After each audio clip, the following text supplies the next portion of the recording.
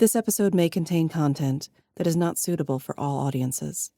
Listener discretion is advised, especially for those under the age of 13.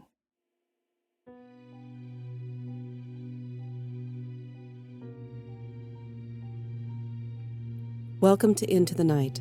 I'm Nari, your guide on today's excursion down a twisted path. Be careful not to get lost. Be it dark or light, it's easy to lose your way. Are you ready? Then let's begin.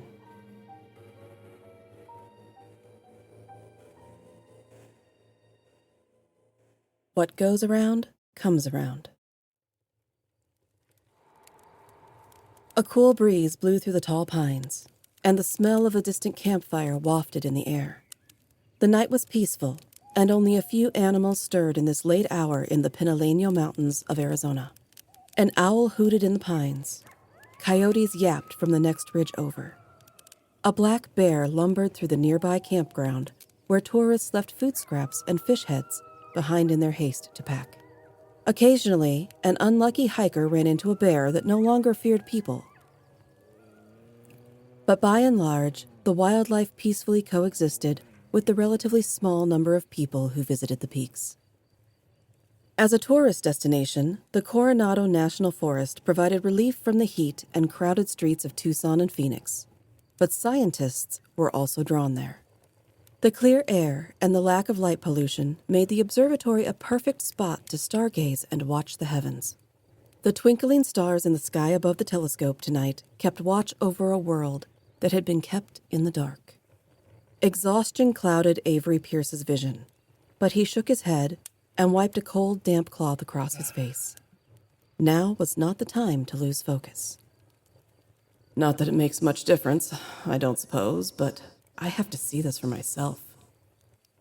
Avery's career in the astronomy department had turned him into a night owl. Long ago, he became accustomed to staying up all night. Weeks of sleep deprivation were to blame for his current state of exhaustion, however. Ever since his discovery a month ago, he'd slept for no more than an hour or two at a time.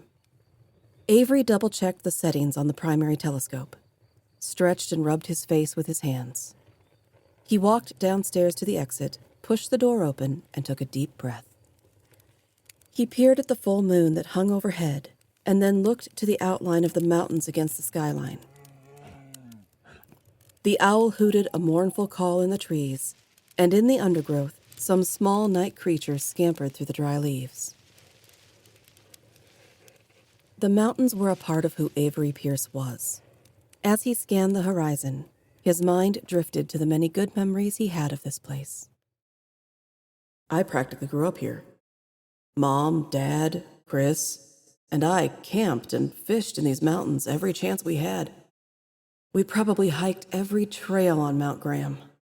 When we were teenagers, Chris and I would compete in the annual archery shoot. Dad started us in archery when we were barely old enough to hold a bow. I'll never forget when Chris won his first shoot. Dad was so proud. He put the story that ran in the newspaper on the bulletin board in his office. He'd grown up in Safford and knew Mount Graham like the back of his hand, and it meant the world to him that his boys also enjoyed the area. Avery chuckled. The stories Dad told about Grandpa and him when he was a boy, especially the one where he thought he saw Sasquatch, gave us years of good-natured teasing of him. He took it all in stride. I think if Dad was still alive, that he'd have been happy to know I'm here tonight. In fact, I know I'm to be here tonight. It only makes sense. When Avery was a boy, he was so enamored of the outdoors that he thought he wanted to be a biologist or a conservation agent. To this day, he could name any tree, plant, insect, or animal that called the Pinaleños home. A decision to take an astronomy class as an elective his senior year in high school changed his plans. It was then he knew he had to become an astronomer. You realize you have better luck getting a job as a conservation agent, don't you? His high school counselor had advised him. Yes, Miss Straight. I realize there's not a huge market out there for astronomers, but this is what I want to do with my life. Avery, I just hate to see you waste money and a degree on something that most likely won't lead to a job in the future." That was the moment Avery knew he'd never again ask her for any advice. "Thanks for your time, Miss Straight, but I think I know what's best for me, and I'll fill out this financial aid packet on my own. I don't need the help of someone who doesn't believe in me." With that, he picked up his folder and walked out of the office. He never forgot that conversation.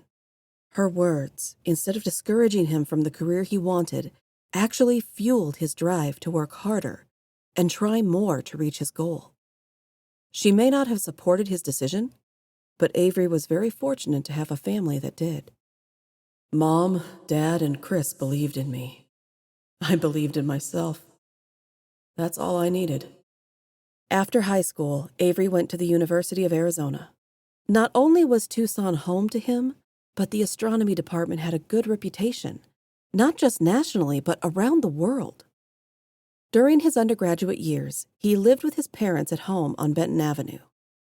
To save money, he rode the Sun Train public bus to campus.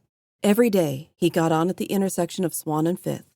It dropped him off on Campbell Avenue, and from there, he went past the stadium and across the sprawling campus. Once I got to the mall and saw Old Main on the other end, it reminded me that I was making my dreams come true. That grand old building was like a beacon for me. On breaks between classes, he studied on the lawn of the campus mall, where the east end of the Old Main commanded the view. The stately old building was the original site of the university. Now it remains as a crown jewel for Arizona Wildcats. Those were the good days.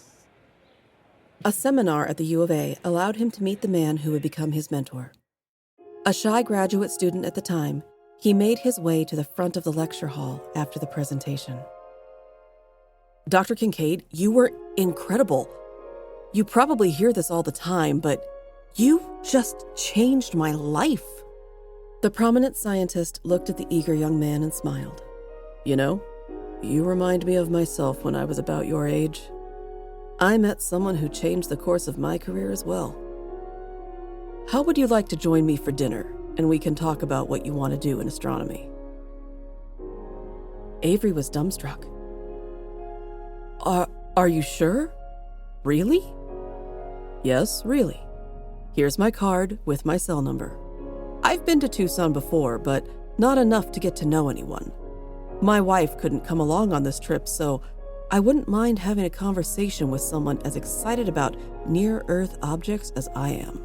"Dr. Kincaid, I can't thank you enough for this." "No need to thank me. I hope someday you will do the same for another young astronomer." At 7 o'clock, the two men met at one of the Mexican restaurants that showcased Tucson's local cuisine. "One thing I always enjoyed when I came to the old pueblo is the food. This restaurant is one of my wife's favorite places." Dr. Kincaid gestured for Avery to sit across from him in the booth as the hostess took them to their table. Over the course of the evening, Dr. Kincaid told Avery about the man who first interested him in the search for comets and asteroids that could impact Earth. "Gene had a connection with the U of A, you know." Avery's eyes lit up. "He did?" "He and his good friend, David Levy, discovered the comet that struck Jupiter years ago. I like to lecture here every year or so to pay homage to the two of them." Avery stopped chewing and swallowed hard. "You mean your mentor was Eugene Shoemaker? The Eugene Shoemaker of Shoemaker Levy 9? "The one and only. He was amazing. He was my friend, my mentor, and my father figure." His eyes became misty. "I miss him. I'm sorry. I heard about the tragic accident. He's a legend. So are you, Dr. Kincaid." "Call me Sutton." After that meeting, Avery Pearce became a research assistant for Sutton Kincaid. Through the years, they worked on several projects, and sometimes Sutton and Avery traveled the world giving presentations. With the renowned astronomer's backing, Avery moved up the ranks in his field.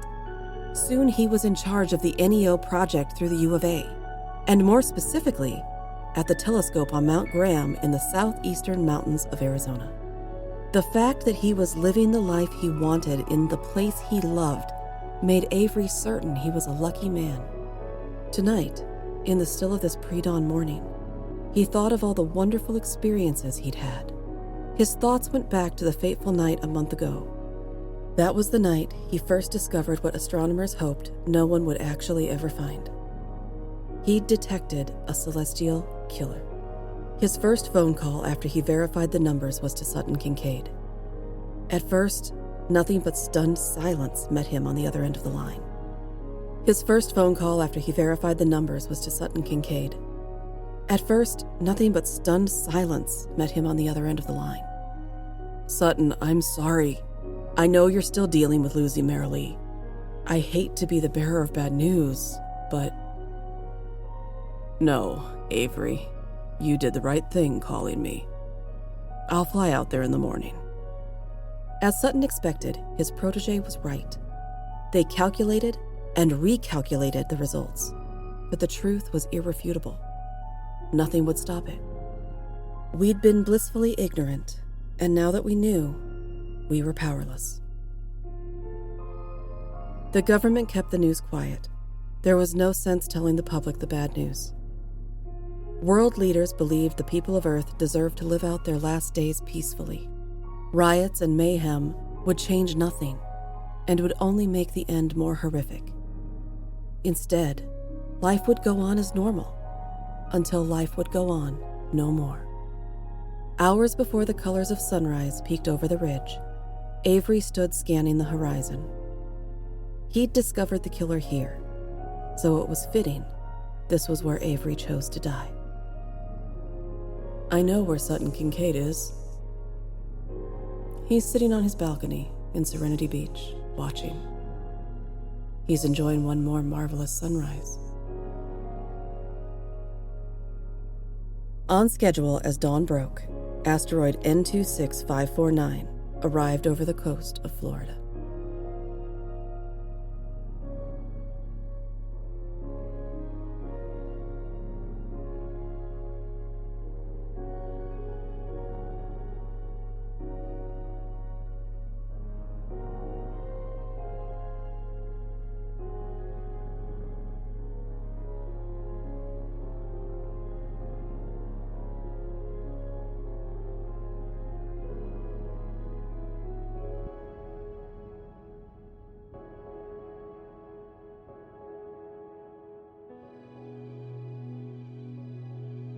Thank you for joining me for this episode of the Into the Night Anthology podcast. Written by Caroline Giamanco, narrated by Nari Kwak. Theme music by Nico Rodriguez. All other original music, sound design, and editing by Omenhawk Studios. You can find our links in the show notes. Into the Night is on your favorite podcatcher, so make sure to like, subscribe, and leave a 5-star review to help other excursionists to join us. I'll see you next time. And remember, whether in the shadows or in the daylight, all twisted paths lead you into the night. Into the Night Anthology is a Creative Typo Entertainment production.